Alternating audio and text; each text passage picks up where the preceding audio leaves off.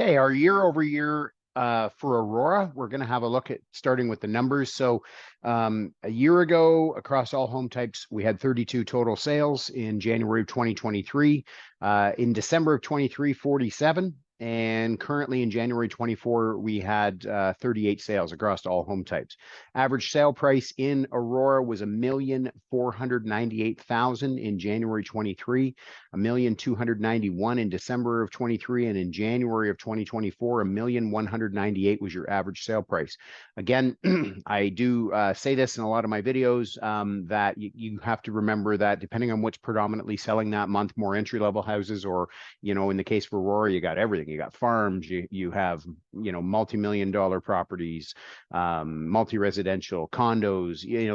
There's a bit of a mixed bag of everything there. So predominantly what's selling that month is going to obviously drag that number around because we're not dealing with a specific home type. The sales to listings ratio, the SNLR, tells us out of the homes that came out that month, what's the percentage that are selling? So 44.4% of the homes that came out in January 23 sold.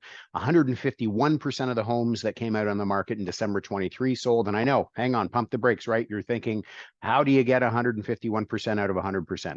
How that happens is again, we're dealing with a stat that is talking about the homes referring to the homes that just came out that month, the percentage that sells. So if you could imagine for a moment that 100% of the homes that came out in December 23 sold, and then there's always languishing inventory that hasn't sold, that carries over month to month to month. And so what happens in a instance like that, where there is a lack of inventory, a lot of times the older listings that have been hanging around tend to sell.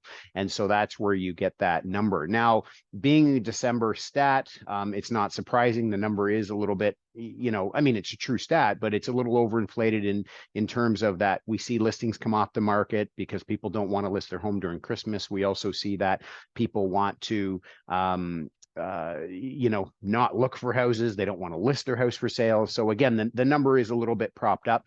And you can see, pardon me, January 2024, we're back to that 46%, which would indicate that Aurora currently is sitting in a buyer's market where there is more supply than there is demand. Anything under 50% would be indicative of a buyer's market. Months of inventory remaining, 2.6 a year ago, 1.9 months in December of 23. So that tells us if no other homes came on the market after that, the date of that stat, that the current rate of buying or consumption, the market would be depleted of inventory in 1.9 months. So again, we're currently sitting at 2.4. So year over year, actually fairly similar in Aurora. Sale price to list price ratio, homes selling at 96% of asking a year ago, 96 in December, and currently trending at, get me out of the way, 99% of asking. So very, very close to asking. So we are still seeing multiple offers and bidding on houses. We generally are having to coerce that a little bit more. You'll see a number of houses where you look at it on the market and you'll say, my gosh, how is that house listed at $999?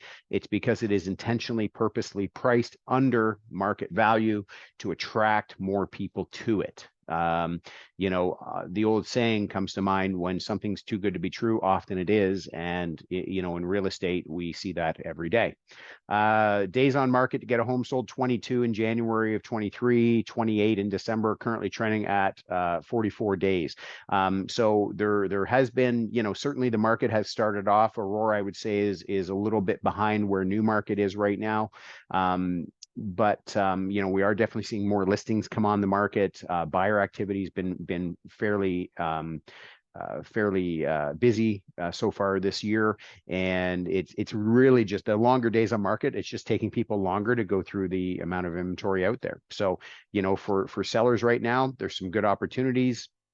If you want to get your home sold, I always think you're better off getting a jump on the market before we really hit that spring rush a month from now.